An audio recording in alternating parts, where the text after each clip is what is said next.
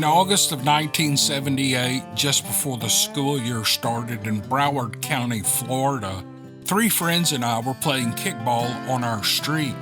We live 10 miles east of the Florida Everglades. During the game, one of my friends kicked the ball between 2 houses. He went to retrieve it, and when he came back without the ball and with a look of dread on his face. He told all of us that a crazy man was standing in a big mango tree in the back of one of our neighbors' houses. The 4 of us decided to walk back there together to see what he was talking about, and when we approached, we heard snorting and grunting. We all looked up into the mango tree and saw a hairy man standing on one of the big branches, and he was growling at us and showing his teeth. He was only 6 feet tall. He didn't fit the typical Bigfoot description, but he was covered in fur in all the wrong places, and he scared the hell out of us. We all ran away screaming, and we told one of our adult neighbors who was outside working on his car what we had seen. All he said to us was, "Oh, you kids are just imagining things. Go back to playing kickball." Later that night, we talked about what we saw. It looked like a wild caveman with long, black, straggly hair and yellowish teeth and bloodshot eyes. He was hairy, but he didn't have hair covering his entire body, like you hear about in the usual Bigfoot sightings. Maybe he was a Florida variety. We never did talk about seeing that hairy man ever again. Hey y'all, welcome to the podcast. My name is Cam Buckner. This is the Dixie Cryptid YouTube channel. I also do a podcast called a What If It's True podcast. You can find it on any podcast app. And we don't have memberships here on YouTube. No memberships. Everything is free. If you don't like what you hear, I'll give you your money back. I'll give you a full refund. How yak at?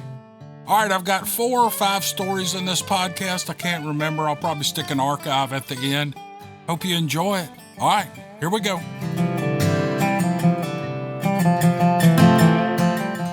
We recently moved from the suburbs to a rural area in southeast Texas. We have some neighbors, but nobody's on top of us. Our neighbors have chickens and cows and goats and horses. Well, we have 8 dogs and an 8-foot privacy fence around our backyard. I was outside with them one night. It was quiet and peaceful, and we were all walking around the yard. It was their last potty trip of the night. All of a sudden, something snorted right outside the fence, like when a dog is sniffing something and then blows air out to clear their nose. And then it bellowed. It was deep and loud and long. The sound vibrated in my chest, and the bellow trailed off to a howl. My blood ran cold, and my heart stopped. And my dogs all froze in their steps, and I screamed for everyone to get in the house. And I've talked to hunters, and no one ever has an explanation. I've listened to every animal sound on the internet. I can't find anything like it. We have feral hogs and coyotes in the area, and I've seen and heard them. Neither of them sounded like what I heard. The neighborhood dogs have started disappearing. When we walk in the evening for exercise, we used to have 5 dogs that followed us, but one by one, they've started disappearing with no explanation. All the chickens are gone too. There used to be 2 flocks, and now I won't let my dogs out alone, even with an 8-foot privacy fence. I don't go out after dark except in my yard with my dogs, and I try to limit that to once an evening. My husband doesn't believe me, even though he saw how upset I was the night that it happened. My sister thinks it's a dog man, and I'm starting to think that she's right. I'd love to hear what your listeners have to say. I've been hunting and fishing since I was a young kid, and I'm no stranger to the various critters roaming the woods and swimming the waters all over Tennessee. I started fishing and rabbit hunting around the age 5 with my grandfather. I've seen it all, from 90-pound catfish to 30-pound gars and everything in between. In 1982, my buddy and I had a fishing spot that we could ride our bikes to. The spot was down on an old farm road back through the cropland and cattle pastures, 3 miles from our houses off the paved road. One day we got to our fishing spots by mid-morning and we got to it. The pond was an acre in size. I was on one side and my buddy was on the other, so we could face each other while we were fishing. There was a fence line behind my buddy, thick with briars and trees with barbed wire running the whole length. We'd only been there about a half an hour when I saw my friend running around the edge of the pond, coming in my direction, looking like he'd seen a ghost. "Run!" he said. He passed me, jumped on his bike, and took off pedaling as fast as he could. I'd never seen him act like that. I didn't know what was going on, but I didn't ask any questions. I jumped on my bike and followed right after him. He had left his fishing gear behind and was going as fast as he could. By the time I caught up to him, he was already inside my uncle's house, on the phone with him, telling him he needed to come home. My friend told him to gather more adults and get their guns and go back with him to the pond. After he hung up the phone, I asked him what was wrong. He said that as he was making a cast with his rod, when his lure hung on a branch behind him. When he turned around to pull it off the branch, he saw a 10-foot-tall monkey man covered in brown hair standing on the other side of the fence, and it was staring at him. He said his uncle told him not to go back, and when he got off work, they would go and get his fishing pole. It was several weeks before we ever went back together, and when we did, we had our shotguns with us. Years later, my wife and I lived near a large bridge that went over the Tennessee River. On one clear summer afternoon, we decided to take a drive. We were going slow over a bridge with no traffic behind us, and both of us were looking out across the water. There was a sailboat about a mile away, but no other boats that we could see. Suddenly, a huge school of striped bass started jumping in and out of the water. There must have been 200 of these fish. That was a sight in and of itself, but it's what happened next that still puzzles me till this day. Out of this huge school of striped bass came a massive gray serpent. It was twisting and turning as it chased the jumping fish, and it seemed to have schooled them up. It was 30 feet long, and it had no fins that I could see. Instead of stopping the car and getting out to watch, for some reason, I kept driving. I think I was in shock. My wife saw it too, but neither of us said a word as we watched it for all of 10 seconds. That doesn't sound long, but it was long enough for me to get a good look at it. It had scales the size of my fists, and it was as thick as a semi-truck tire. This thing was massive. I didn't see its head or tail, but some portions of its body were at least 6 feet long, coming out of the water as it swam around, and I turned to my wife and I said, "Did you see that?" She looked at me and she said, "Looked like a giant snake. Turn around, turn around." When we went back, it was gone. I reported it to the local park ranger station that day, and the ranger on duty wrote my story down with a funny look on his face. I felt kind of strange telling him, but I thought they should know about a 30-foot lake serpent swimming in the waters not far from a huge marina full of boats and people. I asked my wife some questions about what she had seen because I thought I might have been mistaken, but with every question I asked her, she confirmed exactly what I had seen. I remember trying to rationalize what I had seen with something logical, like a tree floating in the water, an overturned boat hull sticking up, or something like that. I've caught eels out of most every river system in Tennessee. They have a slick skin similar to a catfish, and they don't have scales. But what we saw was larger than any eel I'd ever seen. If it were a snake, it was much bigger than those anacondas I've seen on the nature channels, and being in Tennessee, I don't see how one could survive or remain hidden being that size. In October of 2018, I was loading my truck at about 3 a.m. to go archery hunting for whitetail. My neighborhood at that time of night was stone cold silent. No wind, no noise, not even any of the neighbors' air conditioning units outside were running. Across the street, maybe 50 yards away, a house had a motion light at the end of its driveway. And I've seen the light triggered by deer that walk underneath it as they make their way across the road and walk down a ditch bank by my house. My hunting spot is only a quarter mile away in the woods, and there are a bunch of deer around that area. I was putting my bow in the back of the truck and I heard a cracking sound, like someone cracking their knuckles, only louder. It was so loud it startled me. I jerked around quickly and I saw the motion light on the neighbor's house across the street had been activated. And when that light comes on, it lights up the whole area. But as I looked around, there was nothing at all to see. I dismissed it and went on to hunt for the morning. But 3 months later, I saw a YouTube channel about dog men, and an eyewitness said one of these things made a loud cracking sound when it stood up on its hind legs like the bones were shifting around. Now, I'm not saying that's what it is for sure, but I do know what I heard. I guess it's just another mystery. If I never have any more weird stuff like that happen, that'd be all right with me.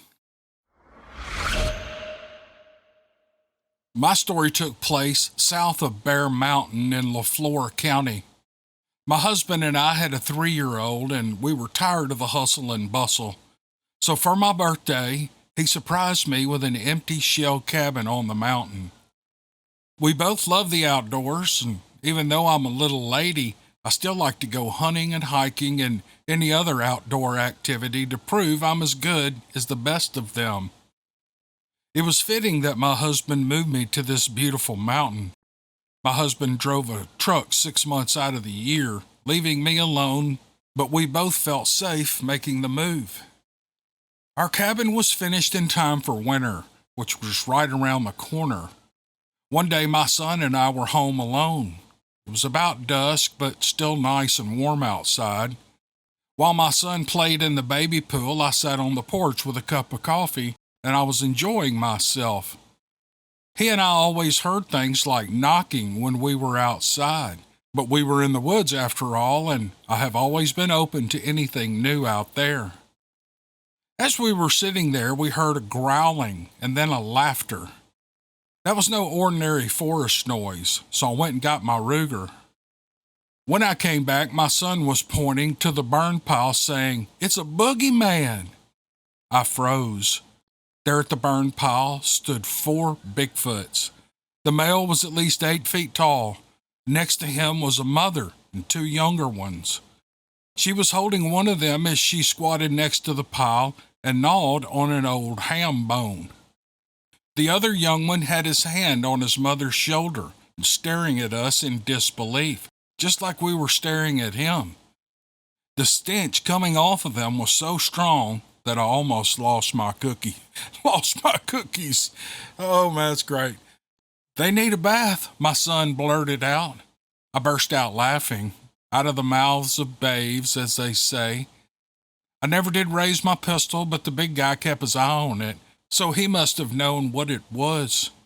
After that experience, I started leaving more food out by the burn pile.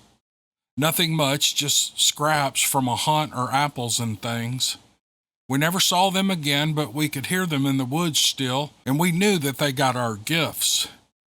Oddly enough, they would leave us gifts in return. A stack of rocks they built for us was still there when we left the cabin years later. My son is 30 years old now, and my husband is gone, but I will never forget my time on that enchanted mountain. Even though my son says he doesn't remember, I'm glad for the time we had with our forest neighbors. And this email is signed Nawana, which apparently means sunflower, maybe in some native tongue.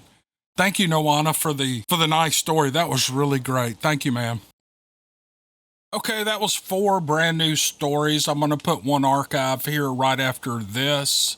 I'd have no idea what this story's about. I looked at it to make sure the edit was good, and I just stuck it in there. So if you've already heard it, click away. If you haven't, stick around and listen to it. It's probably a pretty decent story.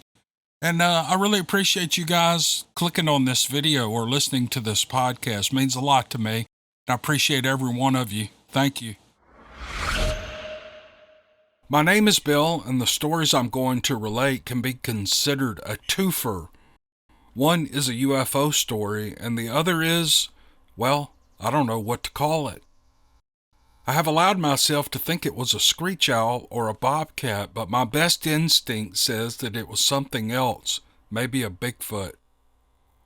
We own property in southwest Arkansas that has been in the family since the 1850s. It was farmed until my grandfather retired around 1968.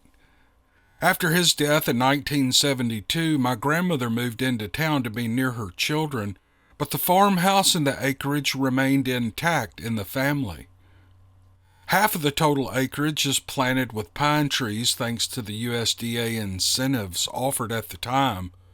However, as the property is located along the Gulf Coastal Plain, which marked the edge of the Gulf Coast in prehistoric times, the sandy, loam quality of the soil is unfit to grow anything but cedar trees. In fact, for many years, families from our area harvested their Christmas trees from our property. Now, I say all this because I spent much of my time growing up on this land, and I know it well. Some years ago, I had decided to camp in this cedar-covered area over several weeks to determine the feasibility of building an off-grid cabin. The site was way off the main road and way out of sight. This event occurred on the first night that I camped there. It was in April of 2016. Sometime after 3 a.m., I woke for no apparent reason and I sat up in my cot. I looked around the tent and I saw that everything was in order.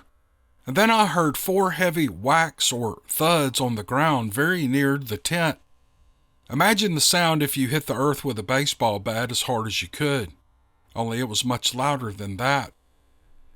Next, there came a scream unlike anything I've ever heard. Not only was it so loud that it made my eardrums distort, but it generated an immediate fear in me that I can only describe as primal. It wasn't like I felt like I was in danger, but rather the scream produced an authentic fear that I have never known. I imagined a banshee mask I made in the 3rd grade during a study of myths and legends. The phrase, "she screamed like a banshee," came to mind. Had I heard a banshee?